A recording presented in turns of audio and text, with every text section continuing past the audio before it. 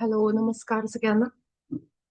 माझ्या ध्यानी कुटुंबियांचं, माझ्या साधकांचं खूप खूप मी स्वागत करते आजच्या सत्रामध्ये.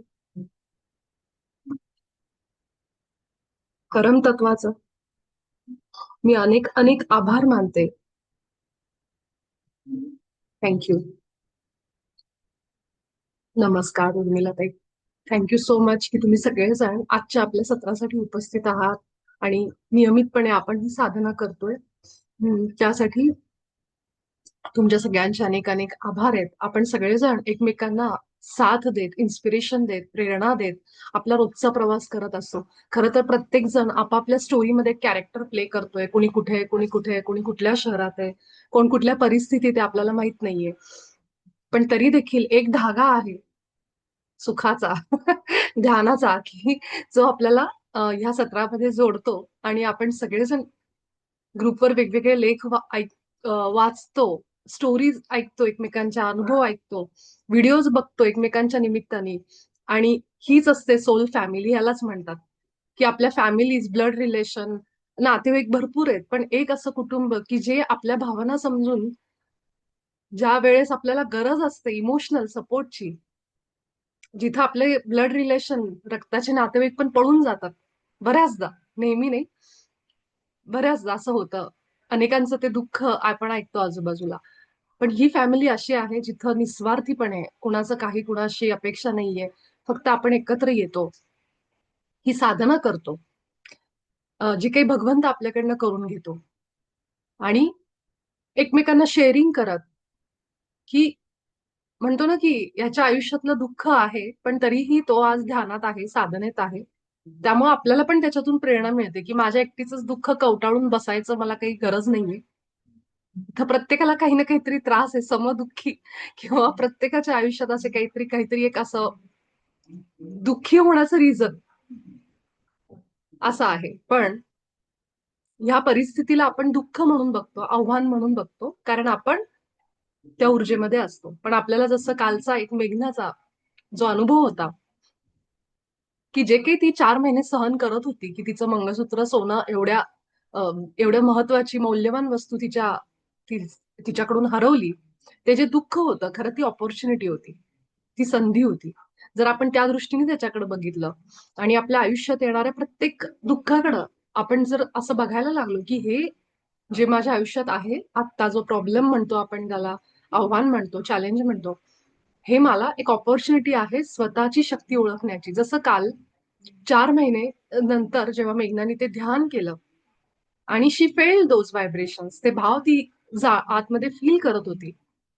त्यानंतर जेव्हा ते सापडलं तर तिला समजलं की मी ह्या पद्धतीने येणाऱ्या माझ्या पुढच्या गोष्टींवर सुद्धा याच पद्धतीने जर काम केलं तर मला काहीच अवघड नाहीये. हे हरवलं हा एक भाग झाला, पण अशा अनेक गोष्टी माझ्याकडनं होऊ शकतात माझ्या पुढच्या आयुष्यामध्ये. पण मी आता तयार आहे. मी त्याच्याकडे एक ऑपॉर्च्युनिटी, संधी म्हणून बघते. असा थोडा तरी तिच्या एका दृष्टिकोनामध्ये, नजरेमध्ये बदल कालच्या अनुभवानी भगवंतानी दिला असेल. आणि आता तिने तो अनुभव आपल्या ग्रुपमध्ये सांगावा. विचार करा, जर मेघना आपल्या ग्रुप बरोबर नसली असती, ठीक आहे, आणि ती एक कुठेतरी युट्यूबवर बघून, कुठे कुणाकडून तरी समजा असं शिकलं असतं तिने ऑनलाईन, तर हा अनुभव ती शेअर फक्त जवळच्या मित्रमैत्रिणींपर्यंत तिने केला असता कदाचित, किंवा फॅमिलीमध्ये. पण आपण आज सगळे ध्यानाच्या निमित्ताने सगळे जोडलेलो आहोत. आपण सगळे तिच्याशी कनेक्शन मध्ये आहोत. तिचा अनुभव ती आपल्याबरोबर शेअर करू शकली. म्हणजे जसं तिचं एक उदाहरण झालं, तसंच बाकीच्यांचं पण आहे. ज्यांच्या ज्यांच्या आयुष्यात जे अनुभव येत आहेत ते शेअर करण्यासाठी आपल्या सगळ्यांना एक संधी आहे, की आपल्या सगळ्यांना हे सगळं ऐकायला मिळतंय आणि त्या व्यक्तीला हे शेअर करायला मिळतंय. त्यामुळं परमात्मा हे प्लॅनिंग जे करतो, ज्याला जिथं भेटवायचंय, ज्याला जिथं प्रेरणेची गरज आहे, हे सगळं परफेक्ट आहे. म्हणून कालच्या अनुभवामध्ये जसं आपण शिकलो, की विश्वास आणि सरेंडर, शरण जाणे, नियंत्रण सोडणे, ह्या गोष्टी आपण लक्षात ठेवू. कधी कधी होतं की विसर पडतो त्या गोष्टींचा, पण आपला हायर सेल्फ आपल्याला बरोबर आठवणही करून देतो. तर कधी अशी मनात शंका येऊ शकते, आली, की दुसरा विचार आपल्या मनामध्ये जर विश्वास आणि सरेंडरचा आला, तर समजायचं. आणि तो येणारच इथं असणाऱ्या प्रत्येक साधकाच्या मनात, मला खात्री आहे. आणि जर तसा विचार आला तर समजायचं माझी जी काही साधना आहे इतक्या दिवसाची, साधना म्हणजे केवळ बसून डोळे मिटून ध्यान करणं किंवा रेकी करणं हे नाही. साधना म्हणजे स्वतःला आतून बाहेरून पूर्ण बदलणे, विचारांमध्ये बदल आणणे, भावनांमध्ये बदल आणणे. हा पण साधनेचा एक भाग आहे. कारण केवळ जर आपण ध्यान करत असू, पण डोळे उघडले, बाहेरच्या जगात आपण गेलो, घरात वावरायला लागलो आणि समोरचा माणूस मला काहीतरी येऊन बोलला, की मी पुन्हा दुःखात जाते, पुन्हा मी निराशेत जाते. असं जर होत असेल, तर मग आपल्याला अजूनही आपल्यावर काम करायचं आहे. आपल्यात बदल करायचे आहे. ज्या वेळेस आपण हे शिकतो, की ही घटना, हा व्यक्ती पुन्हा पुन्हा माझ्या आयुष्यातून तेच तयार करतो. याचा अर्थ मला आता हे स्वीकार करून त्याच्या चरणावर सोडणं गरजेचं आहे, की असं का होतंय, का होतंय, का अशी व्यक्ती वागते माझ्याशी. हे आपण जितकं विचार करू, म्हणजे आपण त्या परिस्थितीशी, त्या चॅलेंज, आव्हानाशी अजूनही जोडलेलो आहोत. समजतंय? म्हणजे अटॅचमेंट ही केवळ मंगळसूत्र किंवा अशा वस्तूंपासून नाही किंवा इच्छेपासून नाही. आपल्याला जे डिटॅच व्हायचं ते डिटॅच व्हायचं, आपल्याला दूर जायचंय, त्याच्यातून बाहेर पडायचंय ते दुःखापासून पण, की जे आपल्या आयुष्यात आता आव्हान आहे ते पुन्हा पुन्हा येईल, जोपर्यंत आपण म्हणत नाही हे जसं आहे तसं मला स्वीकार आहे. मी आता हे स्वीकारते आणि मी त्याला प्रेम प्रकाश पाठवते. जरी ते माझ्या बाबतीत अजून पण ती परिस्थिती सुधरत नाहीये, तरीही मी विश्वास ठेवते आणि मी अजूनही प्रेम प्रकाश पाठवते. हे जसं जसं आपण म्हणायला लागतो, आपण त्या दुःखापासून सुद्धा तोडले जातो, डिटॅच व्हायला लागतो. समजतंय? तर काल हे सगळं सांगण्यामागं आत्ताचं जे कालचा आपण अनुभव ऐकला, तर माझी ही एक गोष्ट मला सांगायची तुम्हाला सगळ्यांना राहिली होती, जी मी आज सांगते, की डिटॅच होणं एखाद्या गोष्टीपासून किंवा मोहापासून, मोह म्हणतो ना, तर हे फक्त केवळ वस्तूपासून नाहीये. त्याच्यातून बाहेर पडणं, त्याच्यापासून एक सीमा, बाउंड्री तयार करणं, हे त्या दुःखापासून पण आहे. तर जितकं आपण हे शिकू, सारखं जर कवटाळून बसलो आपण, माझ्या शरीरात हा त्रास आहे किंवा या व्यक्तीमुळे मला त्रास आहे किंवा आमच्या घरात हा प्रॉब्लेम आहे किंवा हे, म्हणजे आपण त्या प्रॉब्लेमशी सतत जोडलेलो आहे. समजतंय? आणि आपलं जिथं लक्ष जातं तिथं काय होतं, ऊर्जा जाते आपली. हा, तर मग आपण दिवसभर जर त्या प्रॉब्लेमला धरून बसलोय, तर आपली एनर्जी कुठे देतोय आपण? त्या प्रॉब्लेमला देतोय. आणि जितकी आपली एनर्जी जाती, त्या आगीमध्ये तूप ओतल्यासारखं आहे. जसं अग्नी भडकतो तशी ती एनर्जी वाढते वाढते वाढते. म्हणजे किती प्युअर लॉजिक आणि सायन्स आहे बघा आपल्या, जे आपले मास्टर आपल्याला सांगतात, की बंद करा, त्या दुःखाला पण अटॅच होऊन बसू नका. ठीक आहे? तर कालचा जो अनुभव होता, ह्यावर हा एक पॉइंट मला आठवला, जो मी आज तुमच्याबरोबर शेअर केला. आणि श्रीदादांनी जे आपल्या ह्याच्यामध्ये आज टाकलंय ना, ते जरूर वाचा. इतकं सुंदर आहे. म्हणजे ते अगदी हृदयाला आत गेलं ते. ह्या पद्धतीने ती पोस्ट होती. तर मला खूप आवडली ती, की बालपण आणि अंतःकरण ह्या दोन्ही गोष्टी कशा निरागस आहेत आणि त्या कशा राहिल्या पाहिजेत, की एखाद्या बाळाप्रमाणे, की थोडा वेळ भांडणं झाली, तो राग राहिला, पटकन त्याच्यातून बाहेर कसं येतं ते लहान मूल त्याच्या हातात खेळणं दिल्यावर. त्याप्रमाणे आपण आपलं अंतःकरण शुद्धी करून घ्यायला पाहिजे. जितकं आपण लवकर त्या एनर्जी मधनं, हे बालपण आणि निरागसता सांगायचा मागचा हेतू हा आहे, की किती वेळ तुम्ही त्या एनर्जीमध्ये राहता. जसे जसे आपण मोठे होतो, आपण त्या एनर्जीला धरूनच बसतो. आज माझा कुणाबरोबर वाद झाला, तर मी दिवसभर त्याच्यामध्ये मूड ऑफ करून बसेन.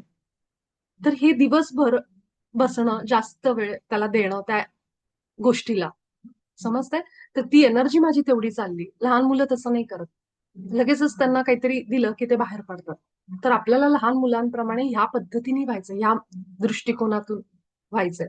जेव्हा आपण पटकन त्या एनर्जीत स्विच करू, थोड्या वेळ ठीक आहे, रडून झालं, निराश वाटलं, वाईट वाटलं आपल्याला, पण त्या प्रसंगाकडं एक तिसरा व्यक्ती म्हणून बघा, की स्वतःलाच बघायचं, की मी आता रडत होते, स्वतःला बसलेलं बघायचं, रडताना बघायचं, निराश झालेलं. आता तू ह्या इमोशन पासून थोडं स्वतःला डिटॅच कर, असं सांगायचं. जसं की लांबून कुणीतरी तुम्हाला बघतंय रडताना, समजतं, की लांब कुणीतरी उभं आहे आणि ते बघतंय मला आता. मी निराश झालीये, मी रडतीये, मला वाईट वाटते, की माझ्यासोबत असं का होतंय. हे कुणीतरी तिसरा माणूस, तो कुणी नसून आपलाच आत्मा आपल्याला बघतोय, ह्याप्रमाणे विचार करू. आणि मग मला काय शिकायचं होतं ते शिकले मी. मग तरी सुद्धा ह्या गोष्टी घडत असताना थोडंसं अवघड आहे.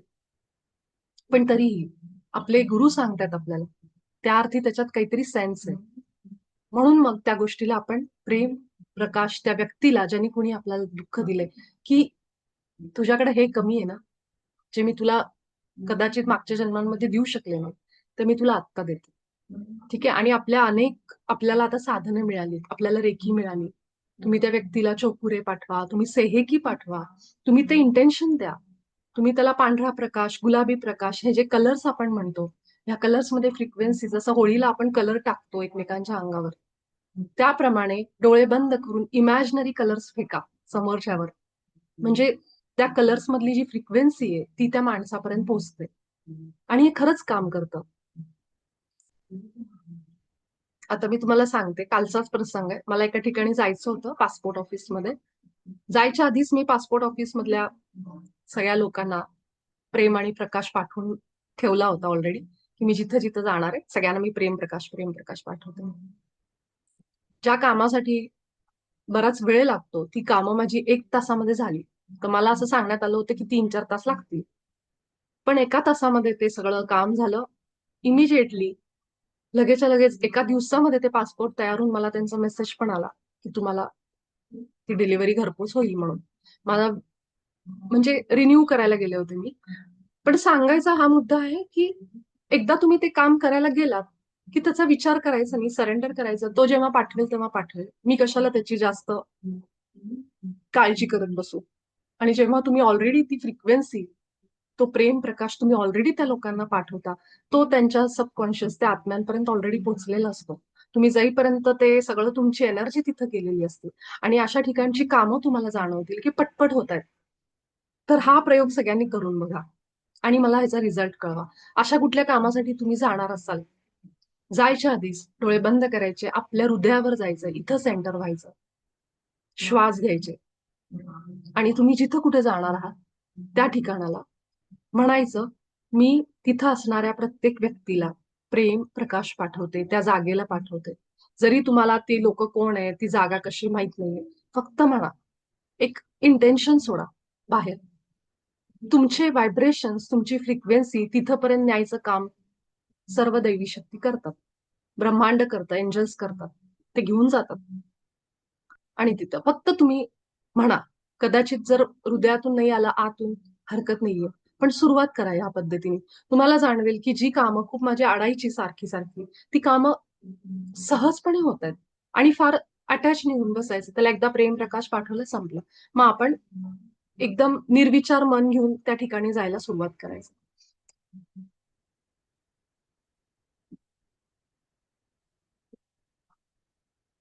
स्नेहलनी काहीतरी मेसेज केलाय. घरामध्ये वाद झाला आणि मी दुःखी होते आणि आता तुम्ही मार्गदर्शन केलं की जणू काही तुम्ही मला समजून सांगताय. ते आपलं रोजचं आयुष्य आहे आणि हेच आपल्याला शिकवत असतं समोरचा माणूस, की कदाचित आपल्याला हे पटत पण नाही की किती वेळा आपण समजून घ्यायचं लोकांना, है ना? आपणच किती वेळा समजूतदारपणा दाखवायचा. अशा वेळी त्या दुःखापासून, त्या इमोशन्स पासून थोडा वेळ चिडचिड, रागराग करून थोडंसं बाहेर येणं गरजेचं आहे. तिथून मग तुम्ही डिटॅच व्हायला लागता. मग काही वेळानी त्या माणसांचा राग येऊन येऊन तो इतक्या ह्याला जातो की त्यांचा राग येणं सुद्धा बंद होतं.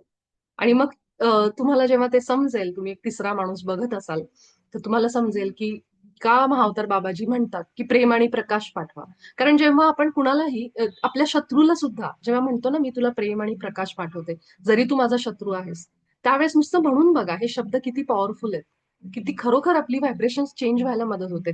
सुरुवातीला नाही होणार, तो राग असेल मनामध्ये, पण हळूहळू प्रॅक्टिसने जितकं आपण म्हणायला लागू, तितके ते व्हायब्रेशन्स चेंज करायला मदत करतात. आणि हा बदल आहे जो कठीण आहे. ठीक आहे, हा मार्ग सोपा नाहीये जो आपल्या संतांनी केलाय. संतांना काही कमी छळलं नाहीये. इतके ते संत पॉवरफुल, इतके ते दैवी, इतके ते सगळे मॅजिशियन म्हणू शकतो, जादूगार. त्यांच्याकडे एवढ्या शक्ती होत्या, पॉवर होत्या. साक्षात विठ्ठलाचं त्यांना बॅकअप होतं. पण तरी त्यांना जे घडायचं ते समाजामध्ये घडलंच. का घडलं त्यांच्यासोबत मग? त्यांच्या शक्ती त्यांनी अम, वापरल्या नसतील का? पण केवळ अं, त्या व्हायब्रेशन्स मध्ये ते असे होते की कुठल्याही गोष्टीचा त्यांना फरक पडत नव्हता. तर आपली महाराष्ट्रातली संत मंडळीच आपल्या पुढे उदाहरण आहे. तर आपण त्या लेवलला जायला वेळ लागेल, पण आपण आहोत त्या मार्गावर. आणि त्यांची पण तीच इच्छा आहे ना, नुसतीच त्यांची ग्रंथ वाचून, पोथ्या वाचून अं, ते प्रसन्न होणार आहेत का? जेव्हा त्यांनी सांगितलेलं आपल्या रोजच्या आयुष्यात आपण वापरू, जे अतिशय अवघड आहे, तो मार्ग ते ऑलरेडी पार करून गेलेत. तर आपल्या मार्गावर आपण त्या आहोत आता. पण ते केलं तरच आपण एक सुखी आयुष्य जगू. आता सुख म्हणजे डेफिनेशन प्रत्येकाची वेगवेगळी असू शकते. पण त्या गोष्टी सुरू केल्या तेव्हाच आपल्याला शांती मिळत जाईल हळूहळू. कारण सगळ्यांचं एकच टार्गेट असतं की मन शांत राहणं. मला शांती पाहिजे माझ्या आयुष्यात. त्यामुळे ज्याच्यात त्यांनी हा विचार करावा की मी काय पद्धतीने माझ्या आयुष्यात ही शांती आणू शकतो. मला जे वाटलं ते मी सांगितलं. कारण माझ्यासाठी पण अवघडच होतं. मी पण एक व्यक्ती माणूसच आहे की जो अनेक भावनांनी भरलेला आहे. ठीक आहे, पण आपण काय होतो की भावनांना अटॅच होऊन बसतो. मला दुःख झालंय, मी निराश झाले, तर मी त्यालाच धरून बसते. मला कसं काय असं वागणूक दिली, माझ्या बरोबर कसं काय असं झालं. तू पॉवर दिली त्यांच्या हातात म्हणून तुला असं वाटतंय की त्यांनी तुझ्या बरोबर असं केलं तसं केलं. तू स्वतःवरच लक्ष दे ना, की मला माझ्याशिवाय कुणाच्याच सुखाची अपेक्षा नाहीये. माझ्यासाठी मी महत्वाची. आणि जर ती घरातली व्यक्ती असतील तर मग तिथं अनकंडिशनल लव्ह, निस्वार्थी प्रेम हा मोठा धडा असतो आपल्यासाठी. की किती जरी घरातली लोक कशी वागतायत, काय वागतायत, मला काय शिकायचंय की समोरून काय आहे ते माहित नाही, पण ही माझ्या घरातली लोक आहेत आणि ह्यांच्या बरोबर माझं जे काही कर्म आहे ते मला माहित नाहीये. त्यामुळे ह्या जन्मामध्ये जर आपल्याला मुक्ती पाहिजे असेल, सुटका पाहिजे असेल, तर आपल्याला अनकंडिशनल लव्ह, निस्वार्थी प्रेम ह्याच्याशिवाय पर्याय नाहीये. मग तो द्यायचा की नाही, की त्यांच्याशी वाद घालत बसायचं किंवा त्याच ऊर्जेमध्ये परत परत लूपमध्ये फिरायचं, हे आपण ठरवायचं. कारण ती जी वेळ आपल्यावर आलेली आहे त्याच्या मागे काहीतरी कारण आहेत. माझ्या आयुष्यात जी परिस्थिती आहे, जी लोक आहेत, ती प्रत्येक गोष्ट, एकन एक गोष्ट काहीतरी प्लॅन होऊन, काहीतरी एका कारणासाठी आहेत. हे जितकं आपण लवकर स्वीकारू, जितकं ऍक्सेप्ट करू या गोष्टीला, तितकं आपण ह्या सगळ्यातनं मुक्त होतो, मोक्षाला पावतो आपण. मोक्ष मरणानंतर कुठे जातो माहित नाही मला, पण जिवंतपणी जर आपल्याला मोक्ष बघायचा असेल तर ह्या सगळ्या भावनांच्या कचाट्यातनं बाहेर येणं गरजेचं आहे. कारण हे सतत तुम्हाला अडकवणार. अरे बघ, असं वागल्या तो व्यक्ती तुझ्याशी. अरे बघ, तुला काही आहे का नाही स्वाभिमान, उठ, भांड जाऊन त्याच्याशी, नाहीतर रडत बस थोडा वेळ, थोडं निराश हो. हे सगळं आपल्याला आतून ट्रिगर होत असतं असं. त्याच्यावर किती रिॲक्ट व्हायचं. खरंच हे माझं मन मला सारखं जे असं हे करतं ना, की तो तसा वागला तुझ्याशी, तूच का सारखा हे करणार, तूच का समजून घेणार. त्याला किती किंमत द्यायची त्या मनाला आणि किती त्याचं ऐकायचं हे आपण ठरवायचंय. कारण माझं मन शांत नाहीये, मला त्रास होतोय त्याचा, मग आपणच त्याच्यावर ऍक्शन घेतली पाहिजे. ऍक्शन म्हणजे काय, की त्याच्यापासून लांब हो. हा ठीक आहे, झाले माझे वाद, झालंय माझे भांडणं, झालं माझं हे सगळं, आता तू लांब जा, आता माझं जे काही निराशा व्हायची होती ती झाली. म्हणजे जितकं आपण स्थितप्रज्ञ अवस्था जी सांगितली जाते की तिसरा व्यक्ती म्हणून बघा, ते केल्याशिवाय आपल्याला पर्याय नाहीये. हे मी माझ्या अनुभवांवरनं सांगते. नाहीतर मग आपण त्या कचाटात अडकून अडकून अडकून मनावर इतका परिणाम करून घेतो की ते सगळं आपल्या आत उतरतं आणि आपल्या शरीरावर परिणाम होतो. कारण कुठलेही दिवस सारखे नसणार आहेत, हे लक्षात घ्या. दिवस सारखे नसणार आहेत, व्यक्ती सारख्या नसणार आहेत. आज एखादी व्यक्ती अगदी प्रेमाने बोलेल, उद्या जाऊन भांडायला चालू करेल. आज परिस्थिती सगळी छान आहे, मार्केटमध्ये गेलं पाहिजे तसं मला पट पट पट मिळतंय सगळ्या गोष्टी माझ्या मनाप्रमाणे. उद्या तुमची परीक्षा होईल. So nothing is constant. सगळं बदलणार आहे, बदलत असतं प्रत्येक क्षणाला. मी काय करायचं, मी कसं बघायचं त्या परिस्थितीवर, मी कसं डील करायचं, हे माझ्यावर आहे. आणि त्यासाठी आपल्या संतांची जी वाचतो ना आपण, ते त्याच्यासाठी वाचायचं, ना की त्यांचं वाचल्याने ते प्रसन्न होणार आहेत किंवा आपले गुरु. त्यांची कृपा सदैव आपल्यावर आहे. आपण त्यांची पोथी वाचू किंवा न वाचू, गुरुचरित्र न वाचू, दत्त महाराज सतत माझ्यासोबत आहेत. मी अजून स्वामींचं वाचू न वाचू, स्वामी माझ्यासोबत आहेत. मी हाक मारली की ती येतील, जरी मी त्यांची भक्त नाहीये. त्यामुळे त्यांना नाही फरक पडत आपण त्यांचं किती नामस्मरण करतोय, किती साधना करतोय, किती उपासना करतोय. फरक तेव्हा पडेल जेव्हा स्वामींची शिकवण मी माझ्या आयुष्यात आणली. ते स्वामींना महत्वाचं आहे. म्हणतात ना की माझा भक्त तो, जो मी सांगितलेल्या गोष्टी आचरणात आणतो. हे शंकर महाराजांची वाक्य आहेत. पोथी वाचा तुम्ही. आणि शंकर बाबा म्हणायचे की नुसते पोथ्या पुराणं नाही, तुम्ही माझे जर भक्त आहात तर मी दिलेली शिकवण तुमच्या आयुष्यात आणा. आणि हे फार अवघड आहे. हे मी तुम्हाला सांगते. मी काही परफेक्ट नाहीये, परिपूर्ण नाही की मी स्वामींचं सगळं फॉलो करते किंवा मी खरोखर कधी चिडत नाही, रागाला येत नाही. येतो राग मला पण. तर आत्ताच माझ्या मिस्टरांशी बोलताना मी त्यांना काहीतरी रागराग केला आणि ते मला लगेच असं बघून म्हणत होते की ध्यान ध्यान असं म्हणून. मी म्हणलं मी ध्यानी साधक नंतर आहे, पहिली तुमची बायको आहे, त्यामुळे ते राग ओरडण्याचा हक्क मला आहे आणि ते मी ओरडणार. तर समजतंय. पण ते किती खेचायचं, किती ताणायचं, हा समतोल, हा बॅलन्स आपल्याला ध्यान शिकवतं, ही समज शिकवते. त्यामुळं मला माझी शांती प्रिय आहे. शांती प्रिय. त्यामुळं माझ्या शांततेसाठी, माझ्या सुखासाठी, माझ्या फोकससाठी मी आतमध्ये माझ्या श्वासांवर राहून माझ्या संतांनी जे शिकवले, माझ्या गुरूंनी जे शिकवले, ते जास्तीत जास्त आचरणात आणायचा प्रयत्न मी करेन. प्रयत्न करेन. पूर्णतः 100% माझ्या आयुष्यात ते उतरेल असं नाही. हे आपण आपल्याशीच क्लिअर राहायचं की मी काय काय मला जमू शकतं दिवसभरामध्ये. असं झालं तर असं, असं झालं. आणि तो हळूहळू स्थितप्रज्ञपणा, त्याला ती समजूत, ती हुशारी, ती हळूहळू जमते. लगेच काल आपण ध्यानात आलोय, आज 4 मास्टरचं बोलणं ऐकलं, 4 पुस्तकं वाचली, परवा दिवशीपासून मी संत झाले, असं होणार नाही आणि कुणी अपेक्षा पण नाही करणार. तेवढं तर त्या डिव्हिनिटीला पण माहितीये की आपण कुठल्या गेम मध्ये आहोत, आपण कुठल्या मॅट्रिक्स मध्ये आहोत, हे त्यालाही माहितीये. त्यामुळे तो काय म्हणणार आहे का की आज तू इथं आलीस की उद्याच्या उद्यापासून तुझ्यामध्ये सगळे बदल मला बघायचे, त्याशिवाय मग तुला मी पुढचं देतच नाही, असं काहीच नाहीये. आपण हे सगळं रोज वागतोय, वाईट आचरण सगळं बघतोय, करतोय. पण जो माझ्याशी वाईट वागतोय त्याला अन्न, पाणी, हवा सगळं मिळतंय आणि मला पण मिळतंय. मग तो त्याच्यामध्ये बदल करतोय का, अरे तू आज विपुलाशी वाईट वागला, आज तू स्नेहलशी वाईट वागला ना, स्नेहल सोबत चल मी आज तुझं पाणीच बंद करतो, हवाच बंद करतो, तुला श्वासच घेऊ देत नाही. असं आहे, तो नियम तिथं नाहीये. तिथला न्याय वेगळा आहे. त्यामुळं अजिबात ह्या गोष्टीचं टेन्शन घेऊ नका. विचार करू नका फार की मी साधक आहे म्हणजे मी असंच वागलं पाहिजे, मी तसंच. हा, फक्त प्रयत्न करायचा की मी कशी जास्तीत जास्त चांगल्या विचारांमध्ये आणि आनंदामध्ये जास्तीत जास्त राहू शकते. ठीक आहे. असे बदल हे येतील आणि ह्या आपल्या कुठेतरी आपली टेस्ट असते, आपल्याला चेक केलं जातं, म्हणजे आपणच करतो की हा मी कुठेपर्यंत पोहोचले बाबा ह्याच्यावरनं. ठीक आहे. तर मला वाटतं की आजचं मेसेज किंवा मी जे सांगितलं हे तुम्हाला कुठेतरी उपयोगाला येईल. ह्याच नोटवर आपण आपलं रेकीचं सत्र सुरू करू. ठीक आहे. आपण सगळेजण डोळे मिटून शांतपणे, स्थिरपणे, जितकं आत्ताच्या क्षणामध्ये यावं तितकं आपल्याला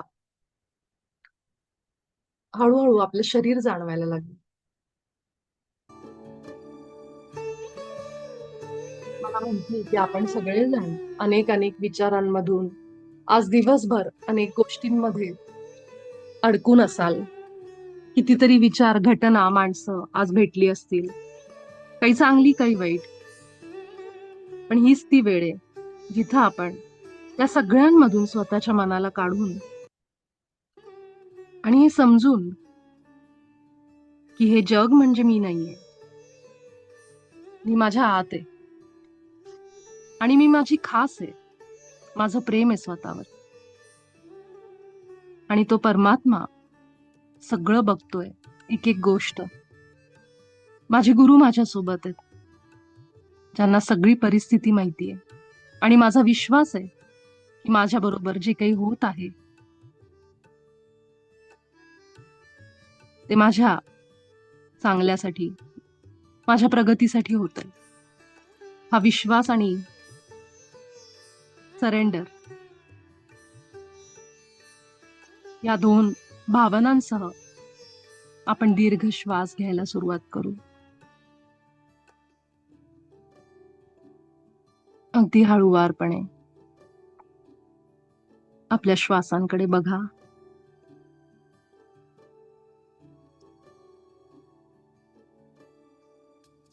मी पूर्णपणे दैवी संरक्षणात आहे, हा एक विश्वास मनात ठेवा. काहीही असू दे, परिस्थिती वाईट चांगली, पण त्या ईश्वरी शक्ती माझ्या सोबत आहेत.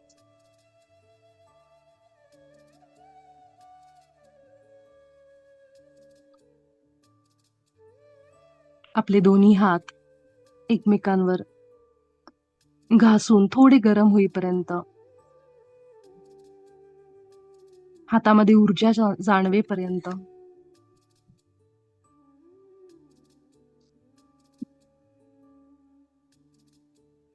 आणि आपल्या दोन्ही हातांना आपण आता मूलाधारावर ठेवणार आहोत.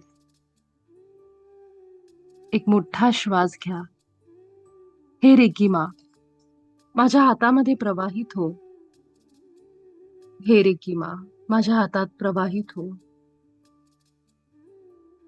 आता आपण सगळ्यांनी कल्पना करायची, माझ्या हातामधून जो प्रवाह माझ्या मूलाधारामध्ये जातोय, कमरेखालच्या सगळ्या भागामध्ये, तो प्रवाह, ती शक्ती माझ्या खालच्या भागामध्ये जे काही ऊर्जेचा अडथळा आहे तो दूर करत आहे. सोबतच आपल्या सगळ्यांच्या खालच्या भागातून, बुडातून झाडाला येतात असतात तशी मुळं खाली खाली खाली जात आहेत आणि ती मुळं जमिनीच्या आतमध्ये जाऊन घट्ट जमिनीला पकडून आहेत.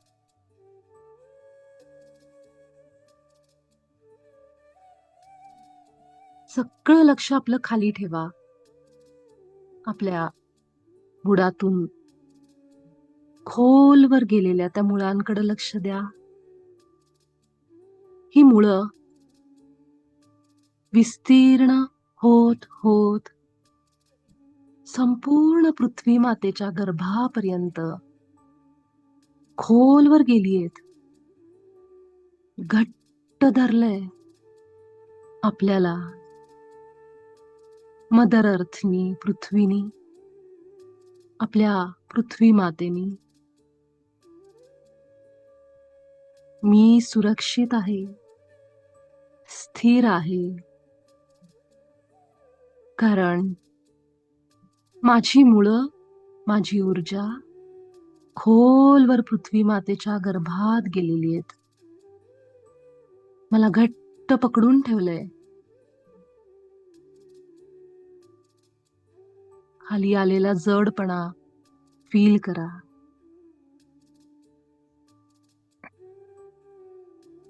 आपण स्थिर होत आहोत.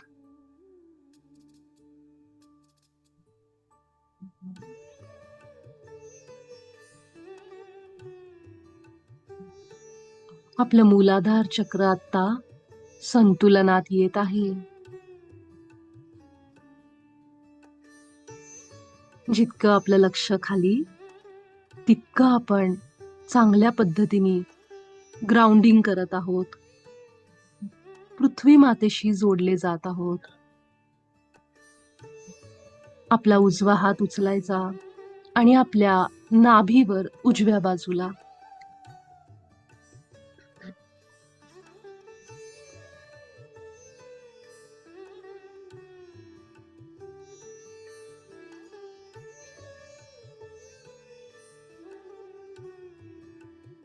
डावा हात अजूनही मांडीवरच ठेवा. उजवा हात मात्र पोटावर, नाभीच्या उजव्या बाजूला.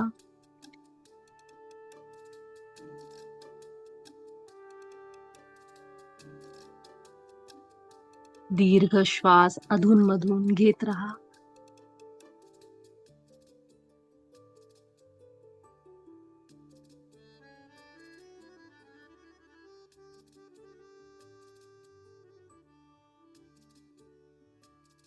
जी काही नकारात्मकता, माझी आव्हानं, प्रॉब्लेम्स कृती मी करत नाहीये, नवीन आयडियाज येत आहेत, पण मला इच्छा होत नाहीये की काही नवीन करावं, किंवा त्याच त्याच लूप्समध्ये, सायकलमध्ये, विचारांमध्ये मी अडकलीये. ते सगळं काही रेकी शक्ती पृथ्वी मातेच्या गर्भामध्ये आतपर्यंत सोडत आहे. माझ्या शरीरातून खालच्या दिशेने ही सगळी नकारात्मकता, मणिपूर, स्वादिष्ठान आणि मूलाधार पूर्णपणे त्या मुळांच्या सहाय्याने पृथ्वी मातेमध्ये आत जात आहे. आत जाऊन त्या ऊर्जेचं रूपांतर पुन्हा एकदा प्रकाशामध्ये होत आहे. कल्पना करा, माझी आव्हानं, त्रास हे सगळं काही खाली उतरतंय, निघून जातंय माझ्या ऊर्जा मंडळातून, शरीरातून. ते ब्लॉकेजेस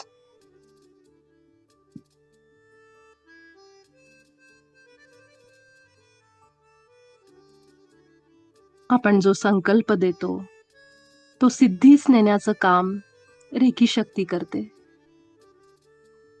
जिथं आपली लक्ष जातं तिथं ऊर्जा वाहते.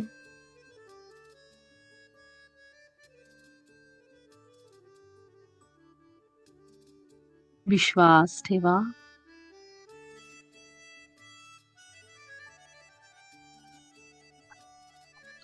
आता आपला डावा हात उचलून आपल्या छातीवर डाव्या बाजूला आणि उजवा हात देखील उजव्या बाजूला.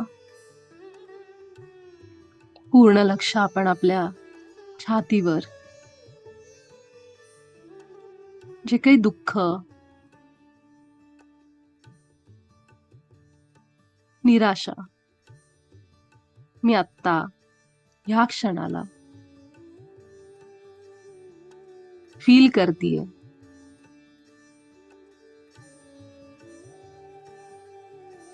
ते सर्व काही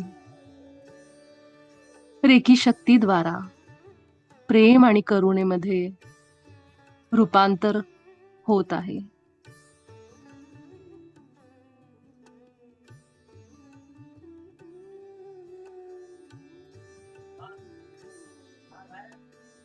हे रेकी मा, माझ्या हृदयामध्ये असलेले ब्लॉकेजेस, हा त्रास, ही निराशा दूर कर आणि प्रेम, करुणा या भावनांनी माझं पूर्ण हृदय भरून जाऊ दे. माझ्या दिव्य शक्तींवर, माझ्या गुरूंवर माझा प्रचंड विश्वास आहे. माझ्या स्वतःवर माझा विश्वास आहे. माझ्या अंतरात्म्यावर, माझ्या हायर सेल्फवर माझा विश्वास आहे. आणि त्या विश्वासाला स्मरून मी प्रेम आणि करुणा या भावनांना माझ्या हृदयामध्ये सामावून घेते. अनकंडिशनल लव, जसं आहे तसं मी स्वीकारते. इतकी शक्ती तू मला दे, इतकं मोठं माझं हृदय कर की त्यामध्ये हे संपूर्ण विश्व सामावून जाऊ दे. प्रार्थनेमध्ये अनंत शक्ती आहे आणि हीच प्रार्थना मी आज तुला करते. अगदी प्रेमाने, विश्वासाने आपल्या आईशी बोलतो तसं या रेकी माला बोला. ती सगळ्या जखमा भरून काढते.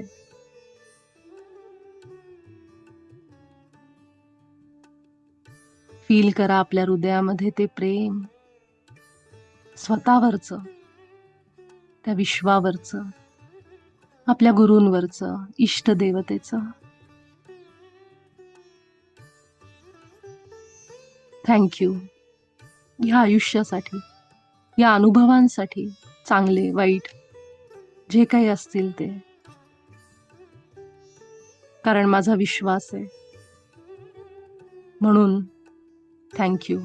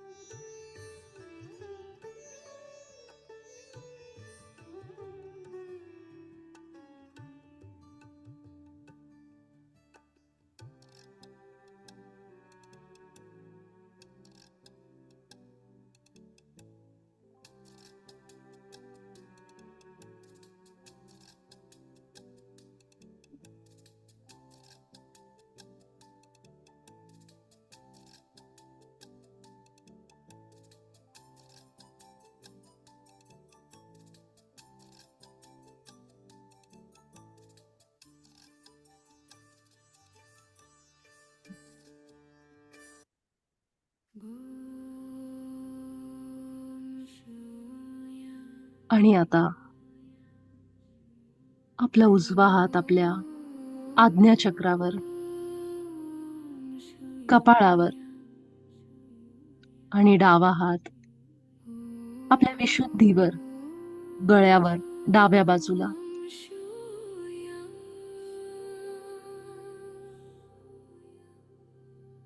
माझ्या आयुष्यात क्लॅरिटी येत आहे. मी काय केलं पाहिजे, काय करायला पाहिजे, पुढे काय करायचंय, माझा मार्ग कुठला असेल, मी कशी निर्णय क्षमता वाढवेल, कुठला निर्णय घेऊ, या सगळ्या प्रश्नांची क्लॅरिटी आत्ता या क्षणाला मला मिळत आहे.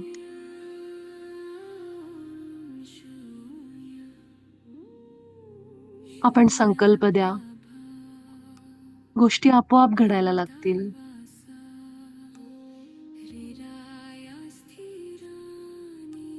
जे काही माझ्या सर्वोच्च हितामध्ये आहे ते माझ्याजवळ येत आहे.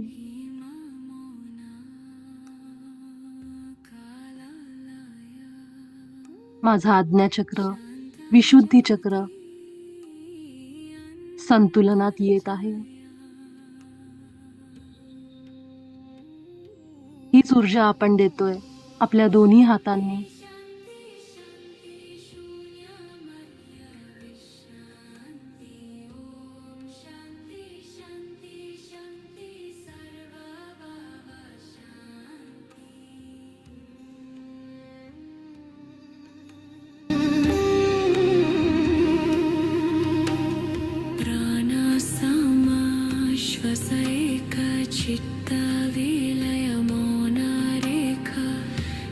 शेष शून्य सारा शाश्वत शांतधारा. ओम शांती शांती शांती शून्य मध्य विश्रांती. ओम शांती शांती शांती सर्व भाव शांती.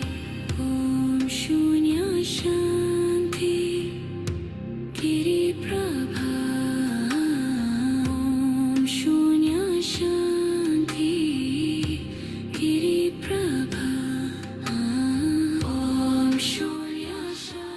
आपलं हे सत्र